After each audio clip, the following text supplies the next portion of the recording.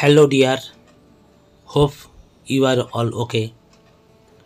Welcome to our film news channel, Movie News. পার্টনারের অভাব, ডিম্বাণু সংরক্ষণের ভাবনা মৃণালের। অভিনেত্রী মৃণাল ঠাকুর দক্ষিণী ইন্ডাস্ট্রিতে বেশ ভালোই জনপ্রিয়। সম্প্রতি এক সাক্ষাৎকারে মনের ইচ্ছের কথা জানালেন জার্সি খ্যাত অভিনেত্রী মৃণাল ঠাকুর। জীবনের সঠিক পার্টনার পাওয়া মুশকিল, সেই জন্য এখন ডিম্বাণু সংরক্ষণের চিন্তা ভাবনা করছেন তিনি। বলেছেন, সম্পর্ক তৈরি করা বা সেটাকে এগিয়ে নিয়ে যাওয়া খুবই কঠিন। এমন একজন পার্টনার দরকার যে আপনার কাজের ধরনটা বুঝবে। আমি তো ডিম্বাণু সংরক্ষণের কথাও ভেবেছি।